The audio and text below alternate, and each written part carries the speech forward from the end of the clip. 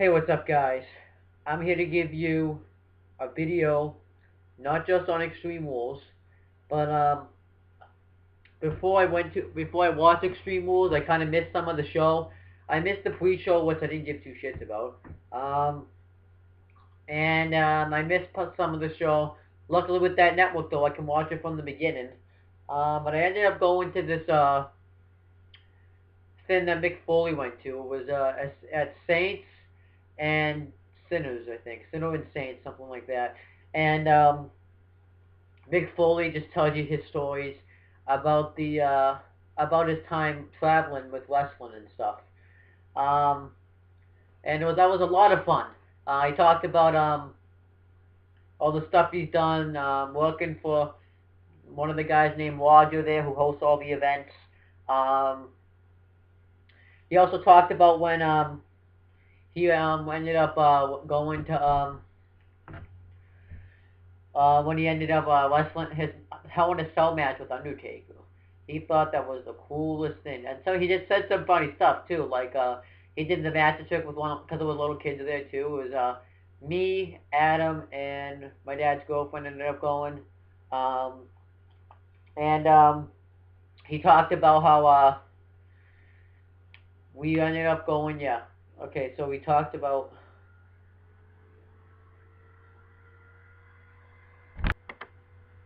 So as I was saying, I'm sorry, I had to go do something real quick. What was I saying? Oh, I think I was talking about how he talked about his Hell in a Cell match with Undertaker.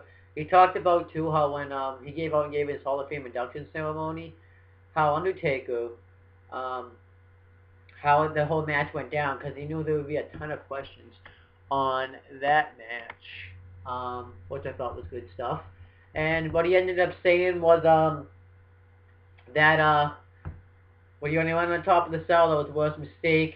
He said that you can't ask one question because he was talking about how we could ask questions, and he said don't ask if it hurt when Undertaker threw me off the Hell in a Cell.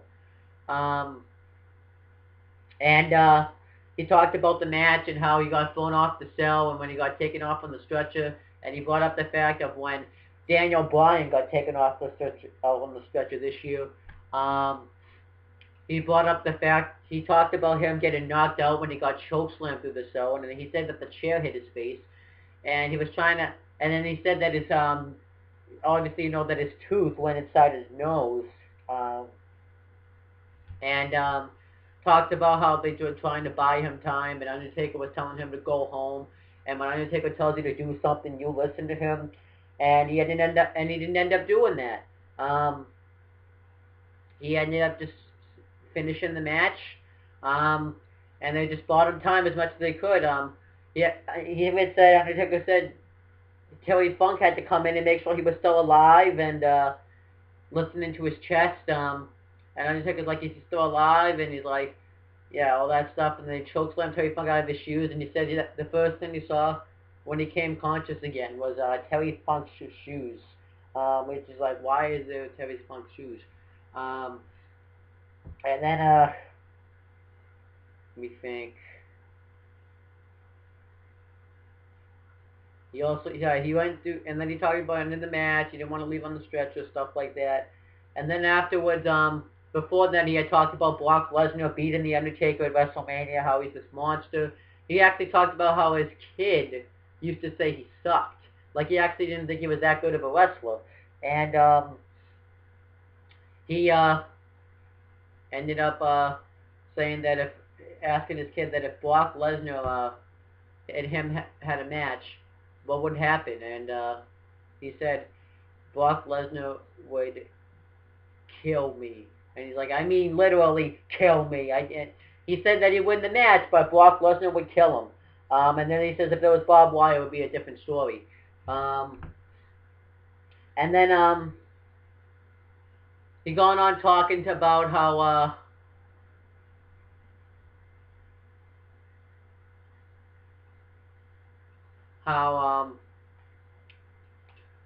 he wanted to actually come in the Hall of Fame that year. Wanted to go out and talk about flying on a sleigh with Santa Claus because I guess he's a huge Santa Claus fan.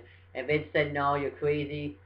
He's like, we don't have like the technology for it. And he's like, I can't believe it. Everyone got these special entrances, and I got nothing. And back in 1996, you were able to have a lightning bolt fall out of the sky after Undertaker got buried alive. You don't have the technology to do that, and you mentioned that he wouldn't be able to carry the weight. Mick Foley was all hurt by it. The Santa Clauses came and comforted him.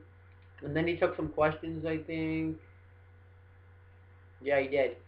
He talked, and I don't remember what all the questions were, but he also talked about the Montreal screw job, how El Hebner didn't literally screw Bret Hart, and he mentioned all that. So if you get the reference right there, then that's good. He also talked about how. So one of the questions was about a Family Feud question that was like a non-wrestling question, and I didn't really understand what the question was.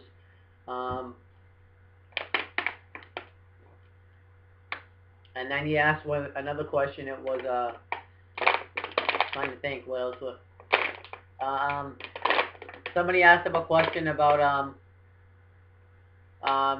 did any of his matches turn into shoots, and he didn't really answer the question because he didn't wanna. A little kid asked him that he was his name was Cam, and he was going at him all night, and Mick Foley actually did a magic trick where he would put a pen on his ear, like you know how people would put a pen on the ear like that, and he couldn't put it on his left ear obviously because he lost his left ear. So he talked about that too when Vader took his left ear off and he became the most hated man in the WCCW or something. And then he talks about. I asked a question. I asked him how the WWE came up with the idea of having him play 3 personas, and he said that that they came up with the idea. He didn't like know about it until literally seconds later. They gave him the Mankind gimmick because he just looked like a bum. The dude loved gimmick because that's kind of how he was as a little kid, and then he wanted to be the hardcore style. So, and then yeah, it was just a lot of fun to ask this question. He was very informative. I don't remember everything he said, but the stuff he said I remember. He was very funny, very good comedian, and I ended up getting some stuff. I got the a DVD. It's called the. Oh, let me see. You can't even see it. Let me see if I can zoom in on you guys, so you guys can see it a little bit more.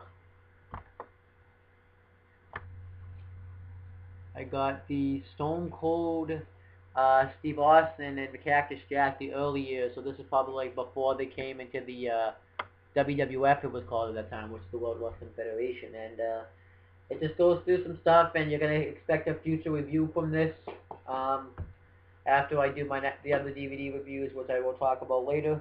And I ended up getting some cards. I got Snap, Crackle, and Pop. You guys can see that. It's him. You can't really. It's him doing a move through a table to what looks like Triple H, also known as Hunter Hardest Helmsley back then. And it says some stuff on the back. And the first one says, despite the title of 1997 King of the Ring, Triple H knew that it would be taken matching per aggression with Cactus Jack if he wanted to survive his Falls Count Anywhere match on the September 22nd, 1997 Raw is War from Madison Square Garden. Hunter traded Knuckles with his nemesis up the entrance ramp before pummeling him with a steel shovel. After gaining the advantage, Triple H dragged the table from behind the curtains and set up Cactus for a pedigree, but the man from the Truth or Consequences, New Mexico, delivered a blow to knock it and pile drove Hunter through the table, cranium first, onto the steel floor. After the devastating assault, Triple H was out cold, which I thought was awesome stuff. And then I got this one. It's him as Dude Love giving I think I'm about to get like a stunner from Stone Cold Steve Austin, and it says it's called WWF Superstars promo card 4 hot for sale. That's what it says on the back. It says the World Wrestling Federation is non-stop in your face that brings energy. No, non-stop. in-your-face action that brings energized fans to their feet night after night across America. Now, you you can get a ringside seat for each stars as Stone Cold Steve Austin, The Undertaker, DX, which was Triple H, Shawn Michaels, X-Pac, Rick Rude, Ravishing Rick Rude was in it, the New Age Outlaws, which is the Road Dogg Jesse James, and the Badass Billy Gunn. Um, and all the China, she was in it, so it was all that stuff. And Sable, I haven't really known too much about Sable. Present World Wrestling Federation Superstars trading cards, printed on 24. It says point. I don't know what that means. Stock. This 72 card series features the champs, challengers, rookies, and duo plus lows of randomly inserted autograph cards and 6 Austin greatest hits chase cards. So, yeah, you get the Dude Love one. And then I got this one. It's Mankind sitting in the turnbuckle corner like he always does, and he ended up signing the autograph. He said that he liked playing this character. And it says, upon entering the Federation in April 1996, the deranged Mankind made it known that he would stop at nothing to eradicate The Undertaker after interfering in several of the Phenom's matches, even costing him the Intercontinental title. Mankind was to meet his nemesis at SummerSlam's Boiler Room Brawl. Both superstars began the melee in the confines of the Gun Arena in Cleveland, Ohio, and used as a variety of weapons to battle back to the ring in order to reach Paul Bearer and the Urn for the win. The rotund manager shocked the world by turning his back on The Undertaker and ultimately cracking him with the urn and giving Mankind the win. It actually was pretty shocking. I wasn't expecting Paul Bearer to betray The Undertaker, but that's all that stuff. And I put some pictures up on the Facebook page. Me and Adam got some pictures with Mick Foley. There's one with both of them on the Owen Finch Facebook. There's just one with just me on the Owen Finch, and both of us are in the Adam Finch one, so you get to see it a bunch of times. And that's about it for that. He also actually talked about, too, how he had to stay under the ring for, like, 4 hours when he made his debut. So, that was that. I thought it was good. I liked it. Mick Foley's a really nice guy. I always meet him somehow. I met him a ton of times. I have my if you've seen it, I have my picture taken with him 3 times. So now I'm going to get to Extreme Rules. I'm going to say that from what I saw, it was a good show, and I'll get more into it later. I didn't watch the pre-show. I'm not fucking wasting my time with that shit. So we get the first match. It's Rob Van Dam, you can also call him RVD, versus Jack Swagger with Zeb Coulter, versus Cesaro with Paul Heyman in an elimination triple threat match. Obviously, you know that Paul Heyman mentioned the fact that Brock Lesnar broke the Undertaker's streak at WrestleMania. I think he's going to say it every time. The match was good. It was, I liked the match. It wasn't like Swagger and Cesaro double-teamed RVD. They also went after each other, which was nice. But Swagger did the arm drag off the top rope and got the ankle lock in on RVD, and Cesaro did a springboard uppercut. Trying to think of what else. Swagger gave him a wicked clothesline. I'm thinking. It was a while ago, okay? Swagger gave RVD some Swagger bombs. RVD went for the the 5-star Fox guy for the first time, and then he did that, yeah. RVD ended up, Cesaro ended up suplexing, then he swung Swagger. This was sick. Cesaro swung Swagger, and then RVD kicked Cesaro in the head in like mid-swing, which was cool. And then, Swagger suplexed, Cesaro suplexed Swagger from the apron while he was on the second rope. And then afterwards, RVD, who got thrown outside, hit a 5-star frog splash on Swagger, eliminating him. So then it's down to RVD and Swagger. No, RVD and Cesaro. And Cesaro's beating the shit out of RVD. He does his little gut wrench suplex. Kind of like gut wrench powerbomb throws 3 times. He does a chop block off the apron. He kind of like swings him into the barricade, and then he goes to jump off the apron, but Cesaro counters, and he does the flip leg drop move on the apron, and then he grabs a trash can. Now I was not expecting any weapons to be used in this match, so I was happy about this. And then Cesaro ended up drop kicking the trash can into RVD, and then RVD, he went to hit him again. RVD rolled him up, and he kicked out. RVD did a split-legged moonsault, the Rolling Thunder. The Rolling Thunder, and Cesaro kicked out of those. And then RVD went for the 5-star frog splash while there was a trash can on Cesaro, and RVD misses, and his face hits the trash can, and Cesaro hits the neutralizer for the win, and Cesaro wins this match. I was very happy that Cesaro won. I really wanted Cesaro to win because this can push him to the next level. Afterwards, you saw RVD got a cut open his eye, but I thought this was good stuff. I thought this got the crowd going in the match. It was a good triple threat match. Afterwards, Daniel Bryan's backstage, and Stephanie McMahon's like, Daniel, you don't have to do this match. You can break it the title.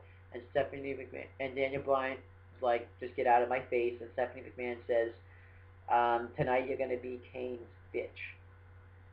And then Alexander Rusev ends up destroying Xavier Woods and R-Truth, and he wins with a camera clutch on Truth. I skipped this match because I wasn't watching it live. So then Evolution got to interview. Triple H puts over everyone in the group. We talked about Batista's the Animal, Orton's the Rising Star, and he's the Cerebral Assassin. So I thought that was good. And they say believe in evolution. We get Big E defending the Intercontinental Championship against Bad News Barrett. This was a good match. I thought it was good. Big E drives Bad News Barrett right into the post, which I thought was awesome. And then Bad News Barrett ends up coming back. He does this move where he's on the top rope and you think he's gonna do a tornado DDT, but he ends up landing on his feet and hitting a suplex on Big E. He big boots Big E. He did a high cross body. You know that big boot, by the way, he does in the corner? Yeah, I think you know what I'm talking about. He does the diving cross body outside the ring, taking him and himself out of the match. Trying to think what else he did. And then Big E starts making a comeback. He spears Barrett through the ropes. Bad News Barrett hits the wasteland. Big E kicks out. Bad News Barrett hit a lot of sick moves in this match. He had like a leg sweep move, kind of, and he kicked out of that. And then Big E hits the clothesline. But Bad News Barrett kicks out of that. And then he goes to hit the bullhammer elbow on him. Bad News Barrett stuck and goes to charge at him. But Bad News Barrett hits him with the bullhammer elbow. In midair, kind of. Like he kind of runs and jumps and hits it and covers him. It becomes the new Intercontinental Champion. So I thought this was a good match. I thought it was good for what it was. And I'm glad I get to see Bad News Barrett get a run with the title. I think they can do a lot with him being the IC champion. Then we get this sick match. We get the Shield, which is Dean Ambrose, Seth Rollins, and Roman Reigns versus Evolution, Batista, Triple H, and Randy Orton. I was going to say Ric Flair, so I was like, wait, it's not Ric Flair. Anyhow, good match. Amazing match. This was the match of the night. At first they have a big brawl and the Shield fights him off. And then Rollins goes off on Triple H. He kicks him in the head. He does a dive on the outside. And then Triple H gets the upper hand in the clothesline and they get the heat on Rollins. The Evolution's just stomping away at them. They all just do clotheslines, beat the shit out of them. Rollins at first is able to fight him off enough so he can make the tag, but when he goes to make the tag, Triple H and Orton, Batista and Orton, because No, Batista and Triple H punched the other members of the Shield off the apron. So then but then Rollins makes a comeback and he tags in Ambrose and he gets the hot tag and he uses the figure 4 on Randy Orton, but Batista I think breaks it up, and then they start beating and then Reigns gets in the match, and he goes to spear Triple H while he's Triple H with moves out of the way. Roman Reigns goes shoulder first into the steel steps. Trying to think what else happened, and then afterwards, Roman Reigns. So then they get the heat on Ambrose, and they did some pretty good stuff. The spine busters, the neck breakers, the stomps. Took it to Ambrose, and then Ambrose starts to make a comeback. And then he tags in Reigns, and then he goes nuts on everybody. I liked one of the parts was when Triple H tried to clothesline him on the outside. He ducked and drop kicked Batista, and then clothesline Triple H, and then afterwards it started to break loose. Like it started to break loose. The Shield start attacking Evolution, and Evolution Triple H throws I think Ambrose onto the announce table, and then Triple H pedigrees Roman Reigns and puts Batista onto the cover him. And I was like, oh, this is over. But Roman Reigns kicks out of it. I was shocked. And then Randy Orton quickly hits an RKO on Roman Reigns. Batista goes to cover him again. And Seth Rollins breaks up the pinfall, and they all attack Rollins. They all end up hitting the triple powerbomb on Batista, and Triple H pulled him out of the way for that, and they all brawl the outside. And Randy Orton and Triple H are attacking Seth Rollins, and Ambrose dives off both announce tables into the timekeepers area and fights them off there. And Ambrose and Rollins are all fighting with Triple H and Orton into the stand, which was sick. They actually bounced them off one of the guardrails. The reason why they're not counting is because they're not the legal men in the match. So you can pretty much fight wherever you want, but I don't think you can use weapons. And eventually Triple H is able to fight off Seth Rollins, and Triple H and Orton are going to go after Ambrose. And Rollins dives off from the one of the guardrails right onto Triple H and Orton, and he takes out everybody. And that was awesome. And then Roman Reigns hit the Superman punch and the spear on Batista for the win. And I'm glad the Shield won. They came in as the underdogs.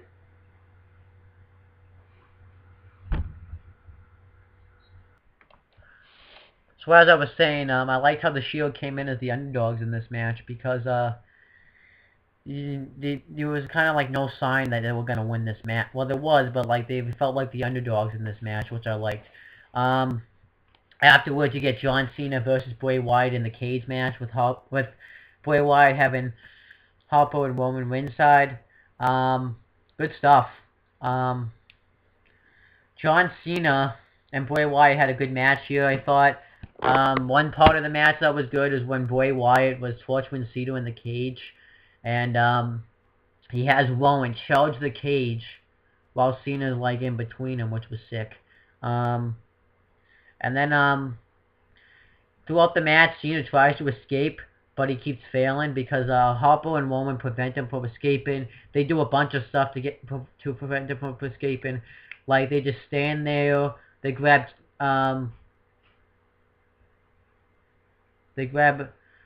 actually Harper takes Cena, and he kind of has him in on his shoulders, and he climbs the cage and forces him back into the ring. I thought that was awesome. What else happened? Another sick part is when this was Cena, and was trying to go out the door, and Harper and Rowan end up forcing Cena, closing the door, forcing Cena in, and Cena's trying to overpower him, but Bray Wyatt splashes him. Eventually, after so much, he actually ends up bringing Harper into the match, which wasn't a smart move. and preventing him. Bray Wyatt tries to do the exorcism walk out of the cage. Um, and then Cena hit some good moves. He hit the bulldog off the off the top rope, and Bray Wyatt kicked out of it. Bray Wyatt did the slow dance with Cena, hit that like throw and threw him like a suplex and hit the senton, hit like the throw rock bottom move. And then eventually Rowan gets involved in the... Well, Rowan uses a chair to keep Cena in the match as well. And then Rowan gets involved in the match, and Cena grabs his beard and bounces him off the cage, and does a diving leg drop to help. And then he's going to climb out the door. He's going to finally win this match. Cena had hit the AA up Bray Wyatt, which he had tried to pin him off of, but Harper had broken it up since he was in the match. And then the Wyatt family Finn goes off. And we hear a deep voice saying, he's got the whole world in his hands. And we see, when they comes back on, we see that that's a little boy that has the deep voice. I thought this was awesome stuff. And then afterwards, Bray Wyatt, Cena's all creeped out, and then Bray Wyatt hits the Sister Abigail on Cena, walks out the door, gets the victory, and walks off with the fan. I'm going to say later on in the night, he talks about, too, how his message is going to start spreading. I kind of like how they had him win by escape, because it shows that his message is truly going to spread. So I thought this was good stuff. Later on, he actually recruits this fan, so I wonder what they're going to do with this fan, if they're going to do anything. And then we get Paige defending the Divas Championship against Tamina Snuka. I thought this was a pretty good Divas match. I thought they did some good stuff in this match. Paige did some nice roll-ups in this match. Tamina Snuka kicked Paige off the top rope, but she fell on the floor and ends up destroying her. And then Paige tried to do a Hurricane Rana. Tamina powered her into the barricade. And then Tamina goes to do the Samoan drop off the 12th rope, and Paige counters into a powerbomb. And then Tamina hits a spine buster move, doesn't get the victory, and then Paige ends up hitting that weird submission move, and ended up tap out for the win. I'm glad they just had a simple Divas match here. I was happy with that. I was very happy with that. So they had a simple Divas match. Keep doing this. Build up your Divas division. I want to see Paige and Natalya have a match for the title. Paige and Emma. Do that stuff. And then we get the main event. Daniel Bryan defending the WWE World Heavyweight Championship against Kane. When Kane comes out, Bryan just goes right after him, attacks Kane. Kane gets the upper hand throughout the match. He ends up throwing him headfirst into the barricade. He hits him with a kendo stick. He sidewalk slams him on a chair. This stuff isn't in order. Some of this stuff isn't in order, by the way. What else happened? He big booted him on the outside. Bryan got some offense in though when he did the some DDT stuff. Why did I say that? And then trying to think. Oh, Kane grabbed a chair and like body slammed Bryan onto the timekeeper's like barricade pole, which was awesome. And then Bryan uses a kendo stick on Kane and starts going off on him with it, and then Kane uppercuts him. Bryan dives on Kane. Kane tries to tombstone Bryan on the steps, but Bryan counters and does something. I forget what he did though. See, when you go to school, your memory gets wiped out. Bryan ended up doing a tornado DDT off the one of the announcers' tables onto the floor on Kane. He used the top of the ring announcers' table off the commentary tables on Kane. And then he used a monitor on Kane. And then Kane and Bryan are fighting. They fight off in the back. That was sick. And they go in the back, and Kane's beating the crap out of Bryan backstage in the locker room. He goes to actually throw a TV at him, and he accidentally throws in the ice water. He's beating the shit out of Daniel Bryan. And then he goes to hit Bryan with something, and then it ends up going through the windshield because they fought in the parking lot. He goes to punch Bryan, and he ends up punching him through the window, and Bryan has a crowbar, and he hits Kane with it, and then he hits him with it twice, and he can't drag Kane back to the ring because it's dead weight, so he uses the forklift to bring him back, which was sick, and he places him in it, and then he does the diving headbutt off the forklift kick, and then Kane kicks out of it. Bryan driving that forklift reminded me of like Stone Cold stuff. And then Kane just sits up after that. He goes to do the flying knee. Kane hits a choke slam. Bryan kicks out. Bryan gets in the Kane goes for the tombstone. Bryan gets in the yes lock, and Kane tries to use the kendo stick to get out of it, but Bryan uses that, and I actually thought Kane was going to tap, but he didn't. And then Bryan goes to do the dive, and Kane choke slams up to the announcer's table. And he goes to put him through another table. He gets another table, and he sets it on fire. That was sick. That means WWE's not PG no more.